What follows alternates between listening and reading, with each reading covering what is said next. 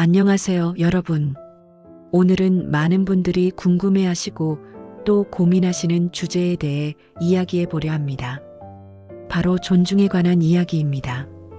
혹시 이런 경험 있으신가요?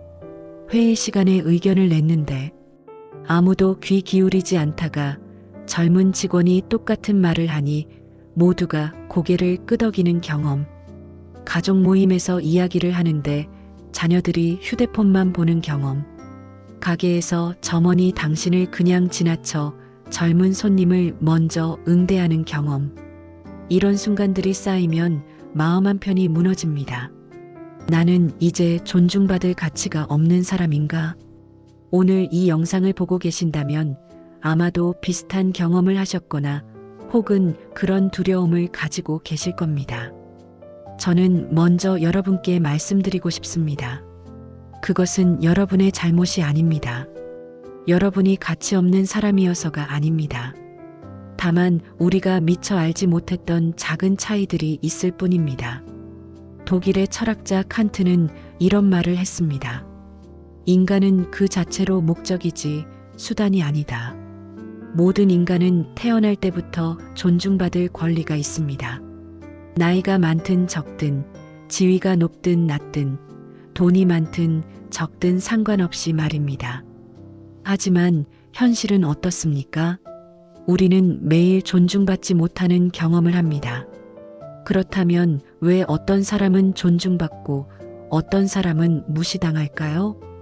오늘은 그 차이에 대해 솔직하게 이야기해 보겠습니다. 이것은 비난이나 비판이 아닙니다. 우리 모두가 더 나은 관계를 만들어가기 위한 이야기입니다. 첫 번째 차이는 경청하는 태도입니다.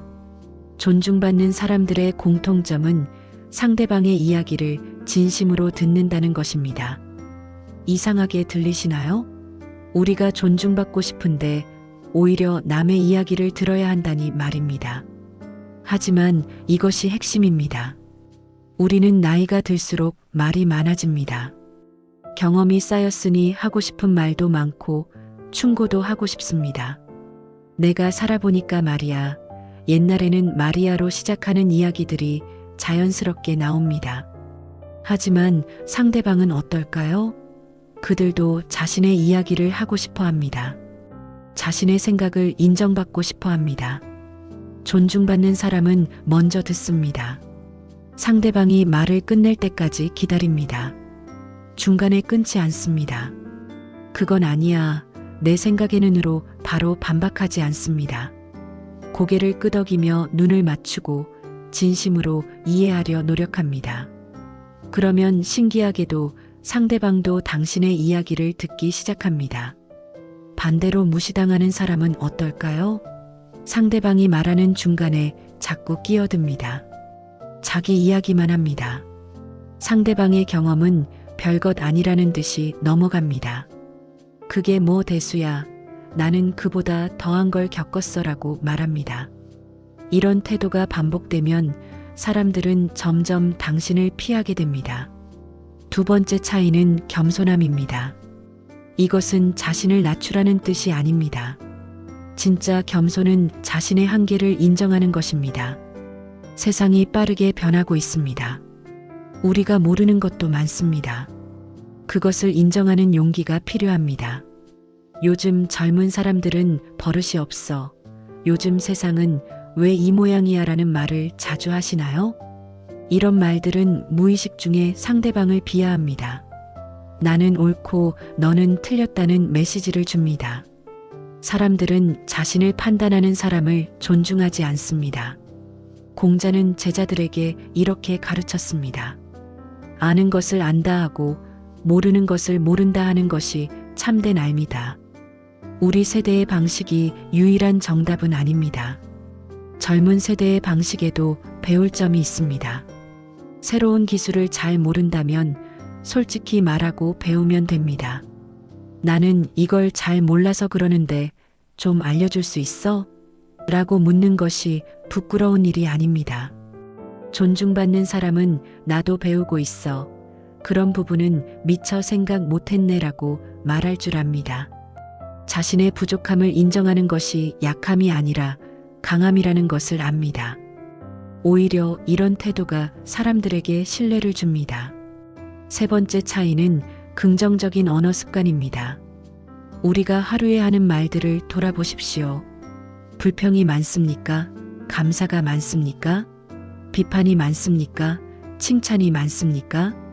우리가 내뱉는 말들이 우리를 만듭니다. 나이가 들면 자연스럽게 불평이 늘어납니다. 몸도 아프고 세상도 마음에 안 들고 젊은 사람들도 이해가 안 갑니다. 하지만 부정적인 말을 계속하는 사람 곁에 누가 머물고 싶겠습니까? 사람들은 에너지를 빼앗아가는 사람이 아니라 에너지를 주는 사람을 찾습니다. 존중받는 사람은 긍정적인 면을 먼저 봅니다. 날씨가 좋네요. 오늘 기분이 좋아 보이네요. 이거 정말 잘했어요 라는 말을 자연스럽게 합니다. 문제를 지적할 때도 방식이 다릅니다. 이건 왜 이렇게 했어? 가 아니라 이 부분을 이렇게 하면 더 좋지 않을까? 하고 제안합니다. 특히 칭찬에 인색하지 마십시오. 자녀가 무언가를 해냈을 때, 동료가 좋은 아이디어를 냈을 때, 점원이 친절하게 응대했을 때, 그 순간을 놓치지 말고 인정해 주십시오. 잘했네. 좋은 생각이야. 고맙습니다. 라는 말 한마디가 관계를 바꿉니다. 네 번째 차이는 자기 관리입니다. 이것은 외모를 꾸미라는 뜻이 아닙니다. 물론 단정한 모습도 중요합니다. 하지만 더 중요한 것은 내면의 관리입니다. 계속 배우고 성장하고 변화하려는 태도입니다. 어제와 똑같은 오늘을 사는 사람은 점점 뒤처집니다. 세상이 변하는데 나만 그대로 있으면 소외될 수밖에 없습니다. 하지만 나이와 상관없이 새로운 것을 배우고 시도하는 사람은 존중받습니다. 그 모습 자체가 매력적이기 때문입니다. 스마트폰을 제대로 배워보십시오. 새로운 취미를 시작해 보십시오. 책을 읽고 다큐멘터리를 보십시오. 운동을 하고 건강을 챙기십시오. 이런 노력들이 당신을 생동감 있는 사람으로 만듭니다. 사람들은 살아있는 에너지를 가진 사람에게 끌립니다. 반대로 나는 늙어서 못 배워, 나이 먹으면 다 그런 거야 라고 포기하는 순간 사람들도 당신을 포기합니다. 나이는 핑계가 될 수 없습니다. 90세에 새로운 언어를 배우는 사람도 있고 70세에 마라톤을 시작하는 사람도 있습니다. 다섯 번째 차이는 경계를 지키는 능력입니다. 존중받는 사람은 자신의 선을 분명히 합니다. 이것은 무례함이 아니라 자기 존중입니다. 부당한 대우를 받았을 때 침묵하지 않습니다. 하지만 감정적으로 폭발하지도 않습니다. 침착하고 단호하게 자신의 입장을 전달합니다. 그렇게 말씀하시니 기분이 좋지 않네요. 그 방식은 저에게 맞지 않아요. 제 의견도 들어주시면 좋겠어요 라고 말할 줄 압니다. 이것이 어려운 이유는 관계가 깨질까 두렵기 때문입니다. 하지만 진짜 관계는 이런 솔직함으로 더 깊어집니다. 반대로 무시당하는 사람은 두 가지 극단으로 갑니다. 하나는 아무 말도 못하고 참기만 하는 것입니다. 그러면 사람들은 당신을 계속 무시합니다. 다른 하나는 과도하게 화를 내는 것입니다. 작은 일에도 큰 소리를 치고 감정을 폭발시킵니다. 그러면 사람들은 당신을 피합니다. 여섯 번째 차이는 신뢰를 쌓는 일관성입니다. 존중받는 사람은 말과 행동이 일치합니다. 약속을 지킵니다. 오늘 하는 말과 내일 하는 말이 다르지 않습니다. 기분에 따라 태도가 달라지지 않습니다. 작은 약속도 소중히 여기십시오. 나중에 전화할게라고 했으면 전화하십시오. 다음에 밥 먹자고 했으면 약속을 잡으십시오. 이거 해줄게라고 했으면 실행하십시오. 이런 작은 신뢰들이 쌓여서 존중이 됩니다. 반대로 말만 많고 행동이 없으면 사람들은 당신의 말을 신뢰하지 않습니다. 또 저러시네, 말만 그래라는 반응을 듣게 됩니다. 한번 무너진 신뢰를 회복하는 것은 매우 어렵습니다. 7번째 차이는 감정 조절 능력입니다. 나이가 들면 참을성이 줄어듭니다. 짜증도 쉽게 나고 화도 쉽게 납니다. 하지만 감정을 조절하지 못하는 사람은 존중받기 어렵습니다. 아무리 옳은 말을 해도 화를 내면서 하면 사람들은 내용이 아니라 감정만 기억합니다. 고대 그리스 철학자 에픽테토스는 우리를 괴롭히는 것은 사건 자체가 아니라 그 사건에 대한 우리의 생각이라고 했습니다. 같은 상황에서도 어떻게 받아들이느냐에 따라 반응이 달라집니다. 점원이 불친절하다고 느껴질 때 바로 화를 낼 수도 있고 저 사람도 힘든 하루를 보냈나 보다라고 이해할 수도 있습니다. 자녀가 말을 안 듣는다고 느껴질 때 너는 왜 맨날 그러니라고 공격할 수도 있고 무슨 일 있니? 라고 물어볼 수도 있습니다. 존중받는 사람은 감정의 주인입니다. 화가 나도 심호흡하고 말을 고르고 건설적으로 표현합니다. 무시당하는 사람은 감정의 노예입니다. 순간의 감정에 휩쓸려 후회할 말을 하고 관계를 망칩니다.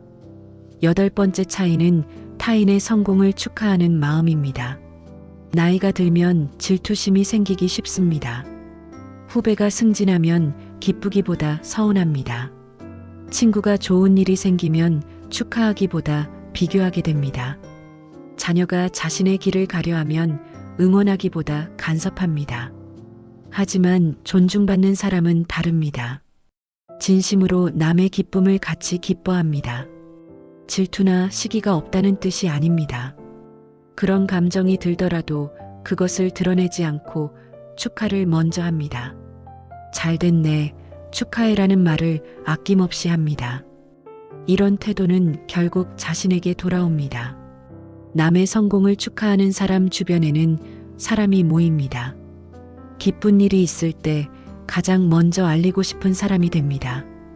반대로 시기하고 질투하는 사람에게는 아무도 좋은 소식을 전하고 싶어 하지 않습니다. 9번째 차이는 도움을 주고받는 방식입니다. 존중받는 사람은 도움을 강요하지 않습니다. 내가 해줄까? 라고 먼저 제안하지만 상대방이 거절하면 기분 나빠하지 않습니다. 또한 도움을 받을 줄도 압니다. 고맙습니다. 덕분에 큰 도움이 됐어요. 라고 진심으로 감사를 표현합니다. 반대로 무시당하는 사람은 일방적입니다. 도움을 주고는 은혜를 입혔다고 생각합니다. 내가 그때 도와줬잖아 라는 말을 자주 합니다. 하지만 정작 자신은 도움을 받지 못합니다. 도움을 청하는 것을 자존심 상하는 일로 여기기 때문입니다. 건강한 관계는 주고받는 것입니다. 한쪽만 주거나 한쪽만 받는 것은 오래가지 못합니다. 도움이 필요할 때 미안한데 부탁 하나 해도 될까? 라고 솔직하게 말하십시오. 그리고 도움을 받았을 때는 진심으로 감사하십시오. 마지막 10번째 차이는 자기 확신입니다. 이것이 가장 중요합니다. 존중받는 사람은 자기 자신을 존중합니다. 남들의 평가에 흔들리지 않습니다. 자신의 가치를 알고 있기 때문입니다. 자기 확신은 오만함이 아닙니다. 나는 틀릴 수 없어가 아니라 나는 나대로 가치 있는 사람이야입니다. 실수를 해도 자신을 용서할 줄 압니다. 비판을 받아도 무너지지 않습니다. 왜냐하면 자신의 본질적 가치는 변하지 않는다는 것을 알기 때문입니다.